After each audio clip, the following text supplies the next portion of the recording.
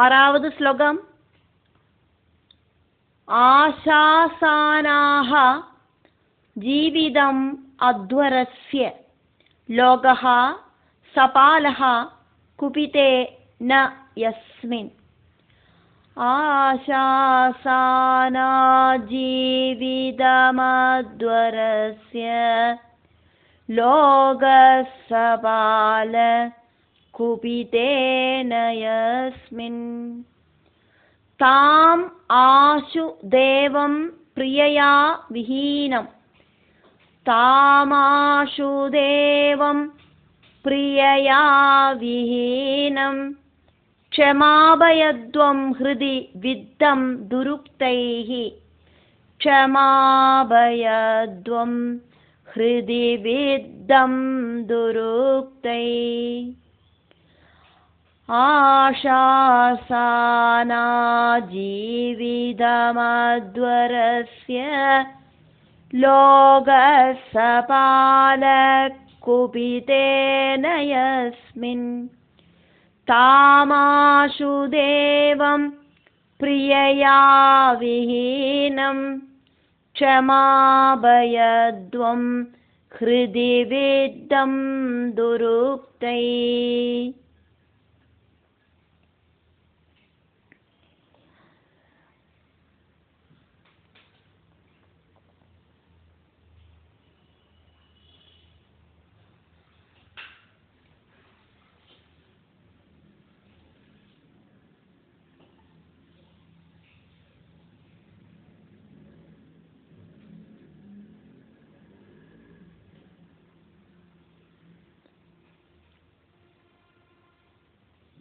திடீர்னு கோபிக்கவும் திடீர்னு சந்தோஷிக்கவும் செய்யற பரமசிவன்.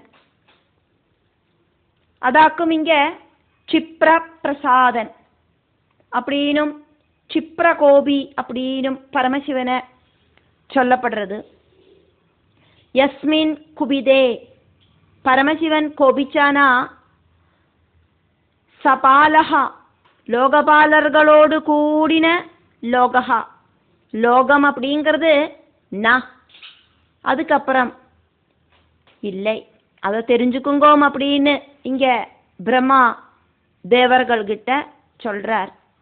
அந்த அளவுக்கு சக்தி இருக்கிற பரமசிவன், அர்த்தநாரீஸ்வரனான பரமசிவன், பத்னி கிட்ட ரொம்ப பாசம் இருக்கிறதுனாலேயே பத்னிக்கு சொந்தம் மடியில ஸ்தானம் கொடுத்து உட்கார வச்ச பரமசிவன். பிரியயா விஹீனம், மனைவி இல்லாத விரக துக்கத்திலேயாக்கும் இப்ப இருக்கார். சதிதேவி இப்ப இல்லையே, சரீரத்தையே பஸ்மமாக்கிட்டாளே, அந்த சங்கடத்திலேயாக்கும் இப்போ பகவான் இருக்கார்.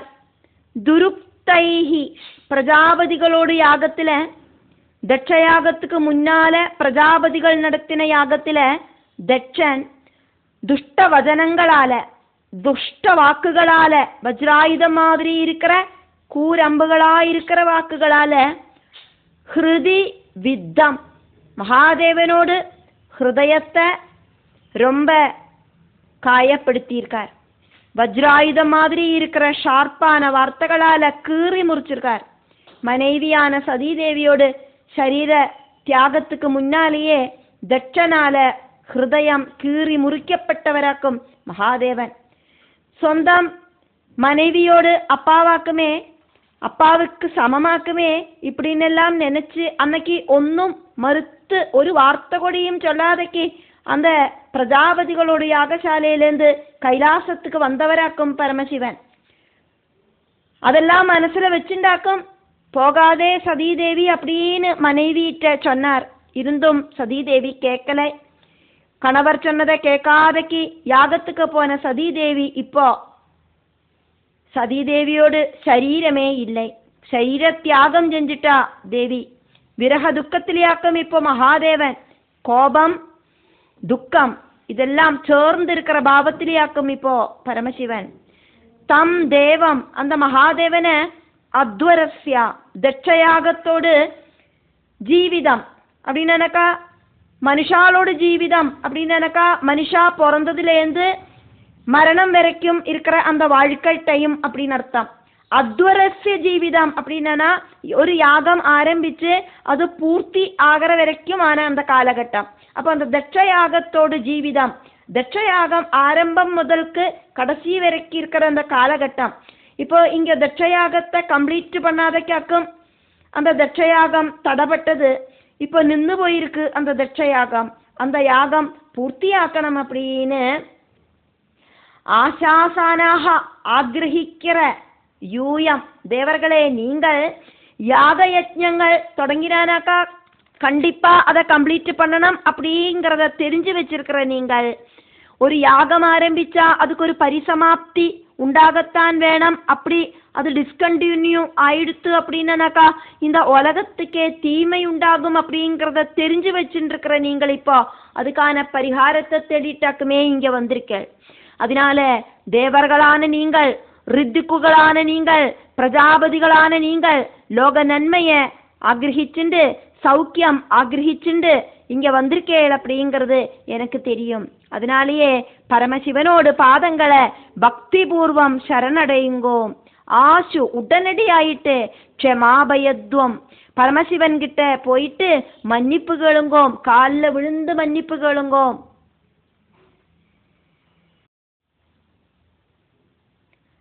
ஏழாவது ஸ்லோகம். ந அஹம் ந யஜ்ஞஹ ந ச யூயம் அன்யே ये देहबाजः मुनयः च तत्त्वम् नाहं न यज्ञो न जयूयमन्ये ये देहबाजो मुनयश्च तत्त्वम् विदुः प्रमाणं बलवीर्योः वा यस्य आत्मतन्त्रस्य क उपायं विदिल्सेद कः उपायं विदिल्सेद विदुप्रमाणं बलवीर्ययोर्वा यस्यात्मतन्त्रस्य क उपायं विदिल्सेद नाहं न यज्ञो न च यूयमन्ये ये देहबाजो मुनयश्च तत्त्वं विदुप्रमाणं बलवीर्ययोर्वा यस्यात्मतन्त्रस्य क उपायं विदिल्सेद. மைத்ரேயர் சொல்றதையாக்குமே பார்த்துட்டு இருக்கோம்.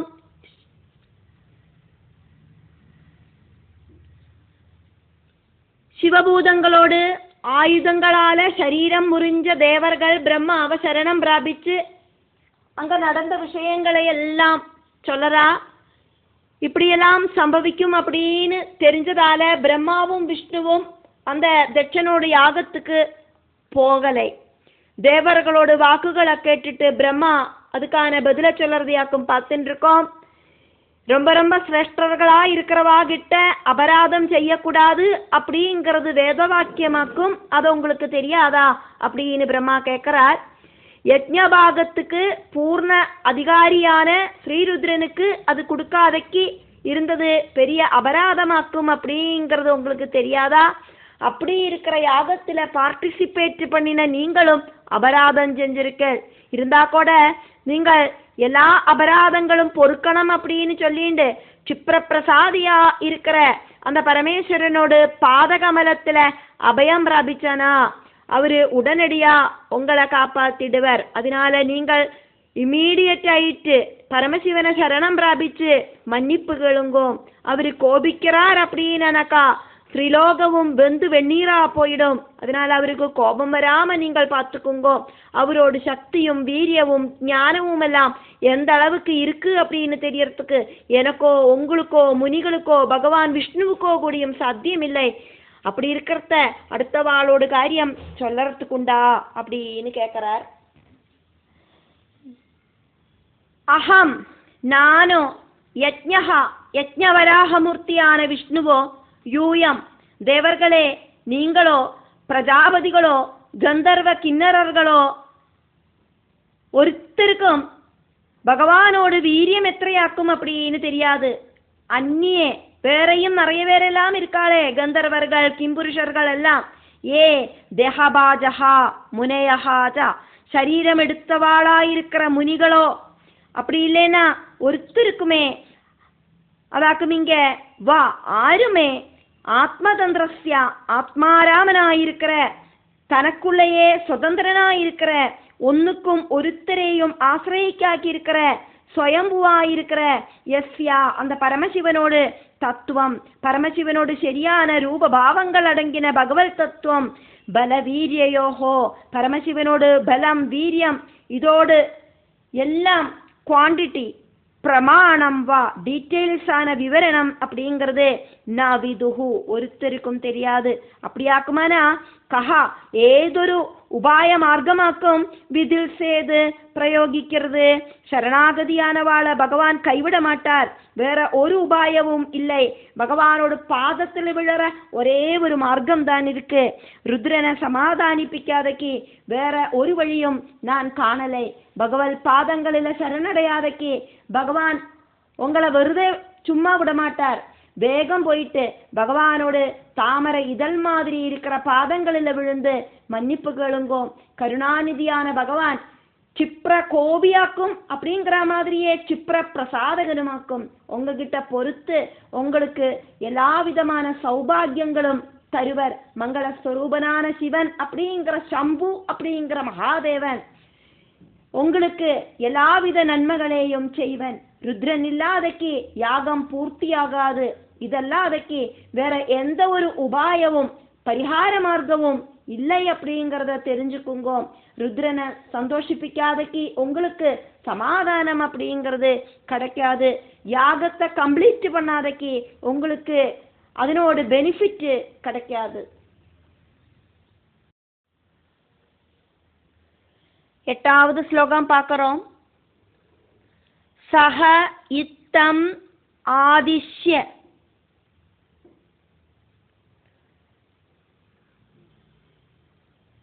சுரான் அஜஹ தைஹி சமன்விதஹ பித்ருபிஹி ச பிரஜேஷைஹி ச பிரஜ ஈஷைஹி स एतमादेश्य सुरानजस्तै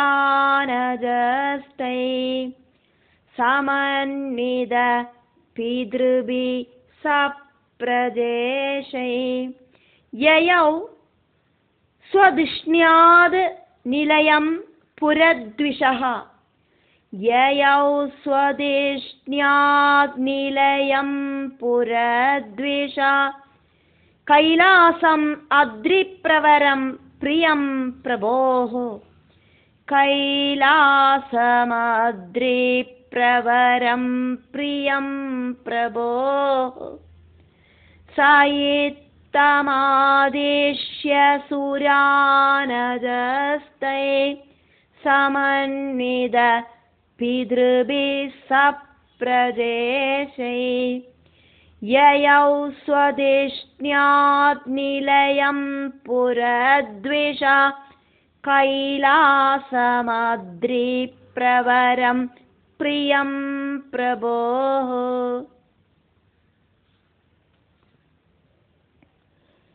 सः अजः जननमिल्लात्त भगवन् नाभील தாமரப்பூவிலேந்து സ്വയംഭുവായിട്ട് ഉത്ഭവിച്ച ബ്രഹ്മ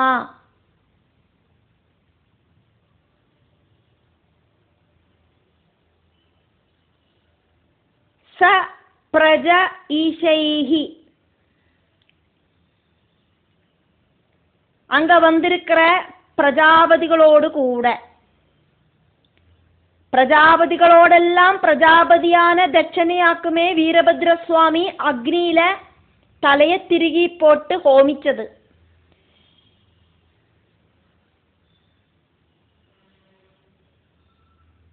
மிச்சம் இருக்கிற பிரஜாபதிகளோடு கூட சுரான் தேவர்களுக்கு இத்தம் இதே மாதிரி ஆதிஷ்யா உபதேசம் செஞ்சிட்டு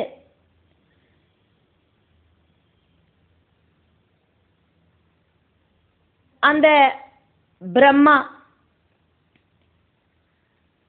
அங்க வந்திருக்கிற பிரஜாபதிகளோடு கூட தைஹி அந்த பிதிருபிகி பிதிர்களோடும் கூடிட்டு சமன்விதா அவ கூட கூடி சேர்ந்துட்டு ஸ்வதிஷ்ணியாது பிரம்மாவோடு வாசஸ்தானத்திலேருந்து அஜஹா பிரம்மா யயவ் யாத்திரையானார். எங்கேக்கும் பிரம்மா யாத்திரையானார் அப்படின்னு சொல்லப்படுறது. பிரம்மா முன்னால நடக்க பிரம்மாவை பார்க்க வந்த தேவர்களும் பிரஜாபதிகளும் எல்லாரும் பின்னால அகம்படி சேவிச்சான். புரத்விஷா திரிபுரர்களை தகிப்பிச்ச புரத்விட் ஆன மகாதேவனோடு பிரபோஹோ சர்வேஸ்வரனான பரமசிவனோடு பிரியம் நிலையம் பரமசிவனோடு ரொம்ப ரொம்ப பிரியமான வாச ஸ்தானமான அத்ரிப்பிரவரம் அந்த ஹிமகிரிக்கு பெரிய பர்வத கொடுமுடிக்கு கைலாச பர்வதத்துக்கு யயவ் யாத்திரையானார் பிரம்மா. பிரம்மா இந்த தேவர்கள் எல்லாம் கூட்டிண்டாக்கும் போறார். அப்போ பிரம்மா கிட்ட சங்கடம் சொல்ல வந்த தேவர்கள் பிரஜாபதிகள் எல்லாம் பிரம்மாவோடு பின்னால அகம்படி சேவிக்கிறா பகவான் கைலாசநாதனை பார்க்கறதுக்கு.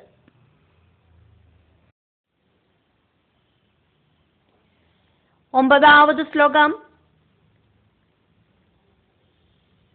ஜன்ம ஔஷதி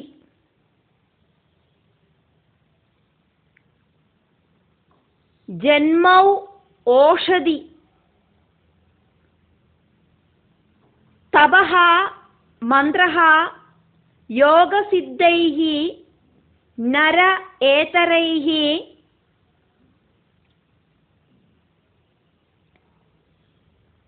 ஜுஷ்டம் கிண்ணரகந்தர்வைஹி அப்சரோபிஹி விருதம் சதா.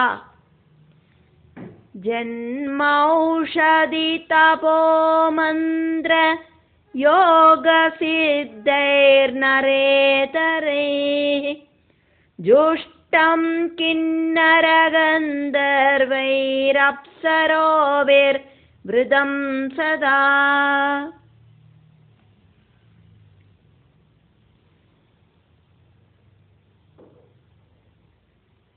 கைலாச வர்ணனையாக்குமே நடக்கிறது. மைத்ரேய முனி இங்க பிரம்மாவும் தேவர்களும் எல்லாம் பார்த்த கைலாச வர்ணனைய வர்ணிக்கிறார். நம்மளோட மனச இது வழியா நமக்கு கைலாசத்துக்கு கொண்டு போய் அந்த கைலாசநாதனை தரிசிக்கலாம். கலியுகத்துல வைவஸ்வத மன்வந்தரத்திலேயாக்கும் நம்ம இப்போ இருக்கோம். இந்த பாகவதத்தில் வர்ணிக்கிறது சுவாயம்புவ மன்வந்தரத்தில் இருக்கிற கைலாசம். பல பல மாற்றங்கள் இப்ப இருக்கிற கைலாசத்துக்கு வந்திருக்கு. நம்மளோட மனச வைவஸ்வத மன்வந்தரத்துக்கு கொண்டு போகலாம்.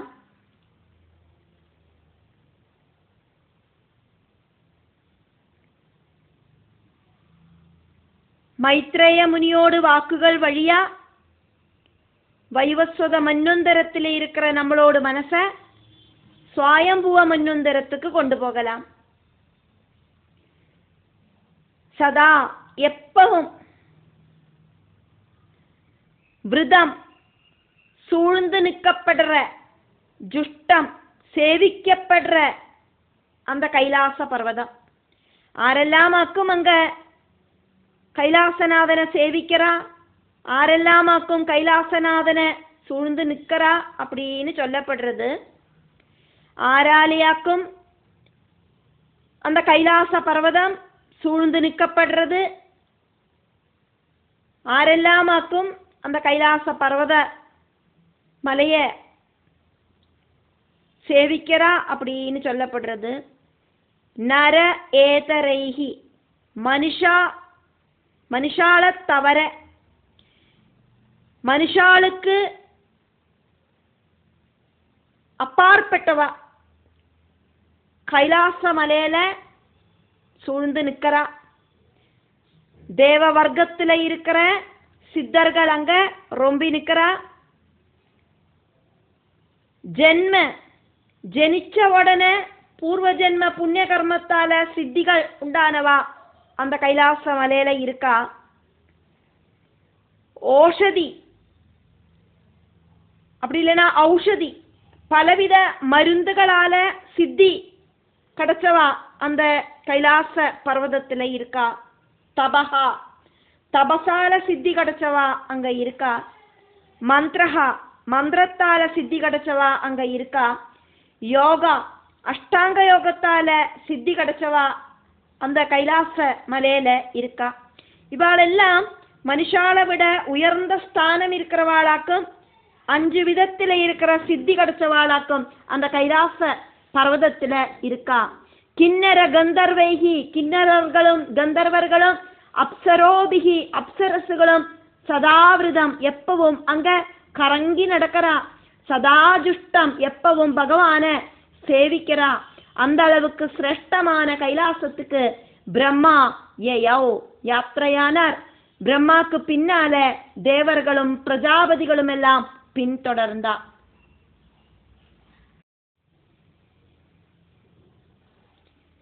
பத்தாவது ஸ்லோகம். நானாமணிமயைஹி ஸ்ருங்கைஹி நானா தாது விசித்ரிதைஹி நானா த்ரும லதா குல்மைஹி நானா மிருக கண ஆவ்ருதைஹி நானாமணிமயை ஸ்ருங்கைர் நானாதாது விசித்ரிதை நானா த்ருமலதா குல்மைர் நானா மிருக கணாவிருதை. எல்லாரையும் அட்ராக்ட் பண்ணி குஷிப்படுத்துற அந்த கைலாசம். நானா மணிமயைஹி,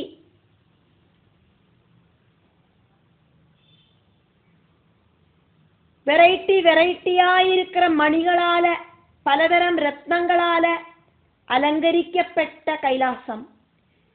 நானா அப்படின்னா பல தரத்துல, தாது லோகங்களால, காப்பர், சிங்கு, சொர்ணம், சில்வர், அயன் இப்படி இருக்கிற லோகங்களால அலங்கரிக்கப்பட்டிருக்கு.